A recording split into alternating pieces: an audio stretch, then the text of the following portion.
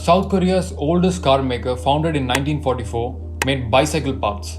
It later went on to work with several other brands such as Honda, Mazda and Peugeot. It also partnered with Ford in 1986. The brand then declared bankruptcy in the year 1997 during the Asian financial crisis. And in 1988, Hyundai acquired 51% of the brand and revived it. Hyundai now owns 1/3 of Kia, and in turn, Kia owns some ownership of about 22 Hyundai subsidiary companies. Kia since 2005 has been focusing on the European markets with design as its main growth factor. And so, an ex-Audi designer was hired who in turn developed Kia's trademark Tiger Nose grille, which gave Kia a face of its own. In 2016, Kia Motors model reliability was ranked the first in all of United States, topping even luxury brands. The Kia Seltos was launched in South Korea in July 2019, followed by India in August 2019. The car, as we all might know, is a hit in our market. As Indians, we love our SUVs, owing to our roads here. Almost every other road is made to provide us with a soft off-road adventure, and so our love for SUVs. Kia made the right decision by launching the perfect product at the right time into our market. And this has surely paved the way to establish a new brand into our market. The car is being produced at the Anandpur district in Andhra Pradesh, which supports its aggressive pricing strategy. Welcome to Shift and Surge, and today, let's take a look at the Kia Seltos. The car has a very European vibe to it, and the design is mature yet subtly aggressive. The design language is focused more towards the younger buyers and does its job well. The car has muscular creases and design elements all around and are neatly integrated. Up at the front, we have the crown jewel headlamps with LED DRLs, heartbeat lamps, ice cube fog lights, skid plates, tiger nose grille with two huge air dams below, and a raised hood, all of which makes it immediately recognizable as an SUV. The rear has heartbeat lamps, braking lights, skid plates that accentuate a fake dual exhaust setup, a chrome strip and black cladding at the bottom to eliminate the monotony of having the same color all around. If you'd ask me, I don't really like the chrome strip, which I feel is a dampener for the overall European appeal of the car. The reflectors on either of the edges are added as part of the design and is a neat inclusion. Speaking of inclusions, make sure you subscribe, like, share and comment on this video and include yourself to the Shift and Surge family. This helps the channel a whole lot. Thank you. Several color choices have also been offered for you to choose from. What we have here is the Glacier White Pearl HTX variant, which is understated in its looks. The sides are muscular creases, B pillars are blacked out, C pillars is made of chrome, which doesn't look as bad, and you also get the black cladding over the wheel arches, which houses the 17-inch alloy wheels. You also get a shark fin antenna, roof rails, chrome door handles, ribbed roof for structural rigidity. As far as safety goes, I have something interesting to say about, which we will get to later on in the video, so stay tuned. The panel gaps are also consistent and fit and finish is good throughout. Key fabs are of good quality and more options are available in the higher variants, such as remote car start, which is a useful feature in case you want the car to get cool before you get into it. The key gets lock-unlock functionalities for the doors and boot. Overall, the Seltos looks great from all angles. There is not a single bad angle in this car, thanks to the superb design and its integration all over the car. So thumbs up for that.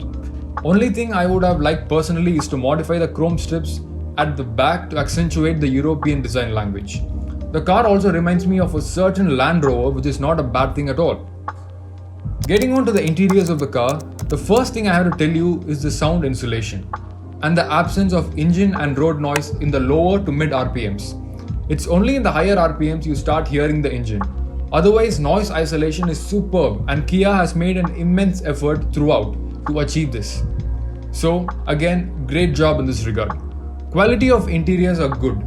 There is a combination of leather, leatherette and hard plastics. The center of the dashboard is made of a soft touch material and is premium to the touch and feel, whilst the top and bottom portion of it are made of hard plastics, are built to last, though is not of great quality. In a similar fashion, the flat bottom steering wheel is wrapped in leather with immaculate stitching lines, whilst the horn portion is made of hard plastic. The steering is the perfect size and is easy to use. The doors get leather inserts, adding a premium touch every time you rest your hands.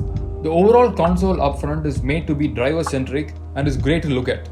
You get a 10.25-inch touchscreen with a good resolution screen and doesn't look pixelated. It is very responsive and has Android Auto and Apple CarPlay. You can also configure and modify a lot of the car settings here, including the door lock/unlock, mood lighting and so on based on the variants. This variant gets 6 speakers including 2 tweeters, and of course, it isn't as good as the Bose system on higher models but does a decent job.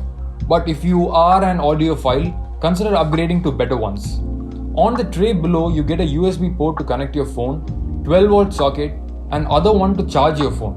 The higher variants get wireless charging, which is in a rather awkward location and that is hard to reach. Below this, you get space with grips to put your phone or key whilst driving. It is adequately sized and will fit any phone with no problem. The passenger, for whatever reason, gets a grab handle attached to it at the center console, which I believe is to accentuate the driver-centric console. Good touch. The glove box is not necessarily something you would call large, but rather it is sufficient for the essentials. You also get a non-adjustable armrest in the middle, which is a bummer. But it does get quite a big storage space in the middle. The unit also houses the air purifier and the perfume, which can be dispensed via the infotainment console. This air purifier displays the quality of air. Lower the number, better the quality. This cleanses your space of viruses and bacteria, which is the perfect feature for the times we live in. The boot is 433 liters with a low loading lip and is pretty big. But what makes it look not as big is the huge parcel tray at the top, which can be removed in case you have a lot of luggage, which will do well to serve the purpose. It comes with a boot light and storage space on either ends, which are good touches. In the boot, you also get a 16-inch space saver steel wheel, cost-cutting measure, with loads of space around to keep your knickknacks such as cleaning liquids, cloth, etc. You also get your tools necessary packed inside neatly. The space saver tire means that you will have to drive more carefully, especially with that 17-inch wheels you get on the higher end variants. A full-size spare wheel would have been appreciated. What you also get is feature where the boot does not lock in case you accidentally place your keys inside the car, and this is a thoughtful feature. The rear seats get a 60-40 split to further enhance the boot space whilst adding versatility to the cabin. Speaking of rear seats, you get ISOFIX child anchors on either sides, a well-placed handrest with cup holders in the middle, adjustable headrests for all 3 passengers, a 6-degree recline angle, which is a welcome addition. However, it does seem a bit upright even when reclined to my liking. The seats themselves are towards the firmer side. I am 5 foot 10 inches and I felt that the rear seats lacked under-thigh support, and a bit more of seat swab length and cushioning would be a welcome addition. The headroom is no issue, of course. The floor itself is not flat, there is a hump in the middle, and the air purifier and USB charger obstructs the third passenger sitting in the middle. So as far as rear seats go, it's best for 2 healthy individuals and a kid. Add a third person and you will compromise on comfort. The rear doors open wide in 2 steps, and ingress and egress is no problem at all. What you also get are sun blinds on either of the rear windows, which are very useful. You do get storage spaces on all 4 doors, which are well sized and can hold 1-liter bottles and then some. So this is great. Front seats, on the other hand, are large and accommodating though. More cushioning would be desired, but they do provide good support and comfort. The honeycomb seat pattern is well made and is premium to feel. This driver seat has manual adjustability and it's very easy finding that perfect driving position for you. The front doors open wide in 3 steps, and again it's super easy to get in and out of. Seatbelt offered are height adjustable and get pre-tensioners. You get automatic ORVMs which automatically open and close whilst locking/unlocking the car, and is a nifty feature. The ORVMs can also move to the opposite direction in case you hit it somewhere, and this prevents damages to it. All 3 rearview mirrors are adequately sized and visibility is no problem at all. Switchgear quality is good and all buttons in this cabin are solid and feel as if they were built to last. Good job in that regard. But you don't, however, find all the switchgears illuminated except for the driver side windows. The driver side window alone has a one-touch up and down and anti-pinch functionality. Sunroof is a superb addition, but I did feel that it was a tad small and a panoramic sunroof would have totally made the cabin a far more area. The beige trims all around, quarter glass, and the adequately sized windows do add to this and make the cabin look roomier than it is, which is a good thing. Push start stop facility is provided and the key has to be in proximity. The bonnet is very heavy and requires a bit of effort to open and close. A good amount of insulation is provided all around the engine as well. Speaking of the engine, this variant has a 1.5 litre 115 bhp unit which produces 144 Nm of torque. This, although not the segment leader by any means, does a pretty good job. The suspension is definitely on the firmer side and you will feel each and every bit of the tarmac, and that 17-inch wheels just add to this. The 16 inches would give you a better ride quality. Tire pressure at 32 is a good balance. This firmness in the ride quality does add stability at higher speeds and you will feel confident and well in control. There is limited amount of body roll on sharp turns, but nothing to be thrown off about. Brakes offer a sharp bite when pushed hard, but a nosedive can most certainly be felt in case of sudden braking. The steering is adjustable for reach and rake and is an electronic unit. It offers an overall easy drivability and weighs up well over speeds, and this coupled with that stiff suspension makes you have the car in good control. The steering mounted controls are well made, and although there may seem to be a whole lot of buttons over here, you will tend to get used to it over time. The cruise control button is here and works on speeds over 30 km/h. You also get an info button which shows you several important information about your vehicle, such as the tire pressure, albeit you will have to be driving to check this, average mileage, range, and so on. The 3.5-inch sensor is nice to look at and visible in all conditions. Speedometer and tachometer are analog units, and here you get the gear position indicator as well. Indicators and stock lights are made of superb quality. You do get auto headlamps and auto wiper functionalities with the car, which are very useful. There is good visibility all around owing to that thin A-pillars, and at the right seat height you can see the car's bonnet, which inspires confidence. The gear knob is wrapped in leather and feels superb to use. The IVT gearbox uses a chain drive system instead of a push belt system in case of a CVT. They are kind of similar to each other. The IVT is made to offer higher performance at the lower revs and better efficiency at the higher ones, making the car more efficient. The IVT transmission does have the slight rubber band effect like any CVT. This translates to not having that satisfying feel when you change gears in a manual transmission car. But the gearbox also has a manual shift mode which you can use in case you ever feel its need. Overall, the gearbox does a decent job. It's tried and tested and will not heat up unlike the DCT transmission in stop and go traffic. Gear shifts are made in accordance to the driving style and the gearbox will be reliable as well. Riding in the city is a breeze owing to the car's not so big proportions and good all-around visibility. The car is also easy to maneuver owing to its turning radius, which is the same as that of the Honda City.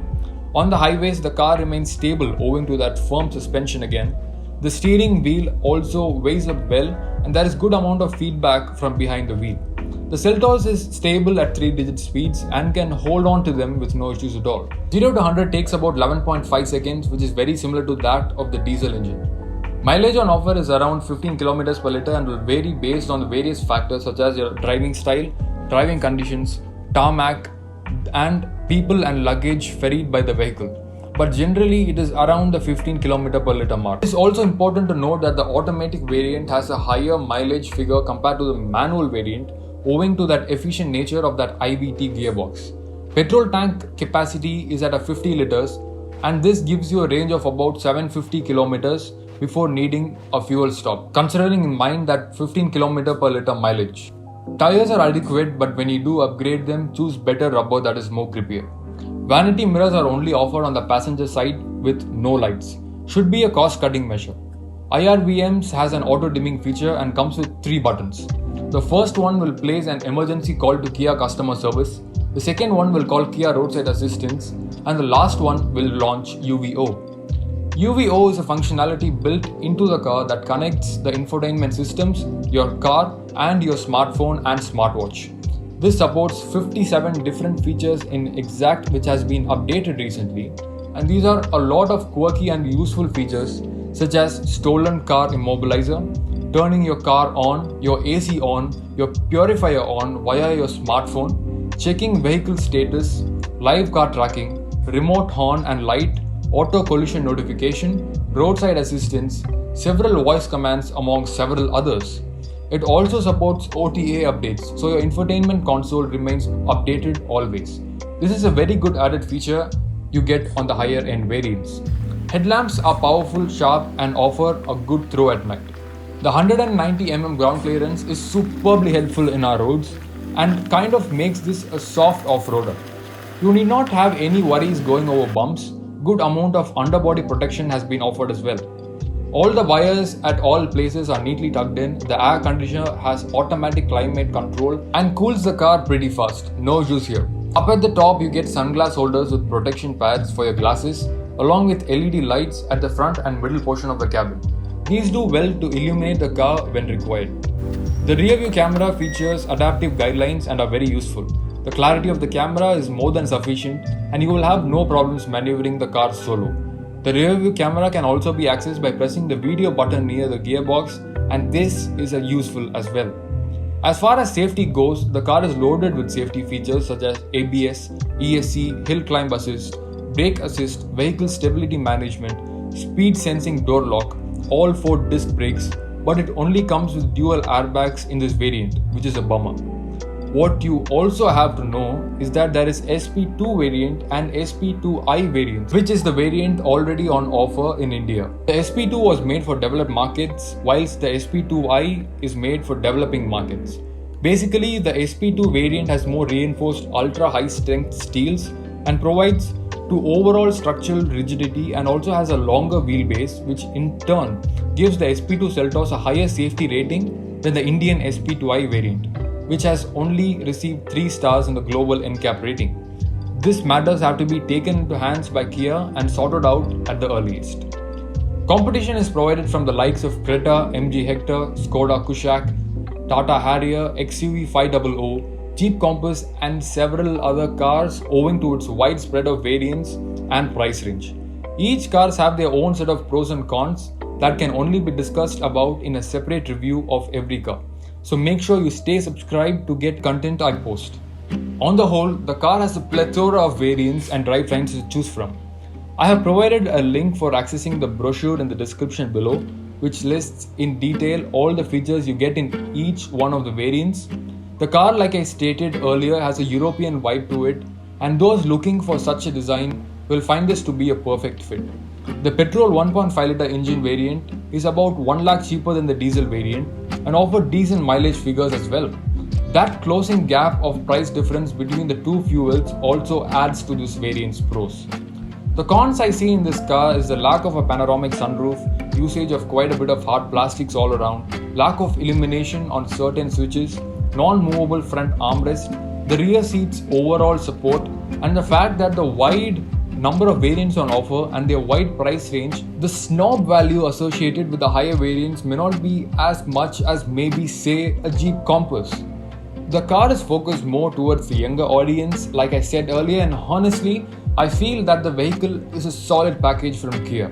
And considering the fact that Kia has taken the feedback about cars from buyers seriously and has made additions on the features offered, such as the addition of paddle shifters on the higher end variants, mood lighting and so on, the brand sure will continue to grow and thrive in India. So even though this car is inspired by the badass in you, it caters to the aspirations of all good Samaritans. And that wraps up the complete and comprehensive review of the Kia Seltos HTX variant. Thanks a lot for watching. Don't forget to give the video a like if you like this video, and also do stay subscribed. I have a whole lot of videos coming up. So until the next one, happy driving to you all.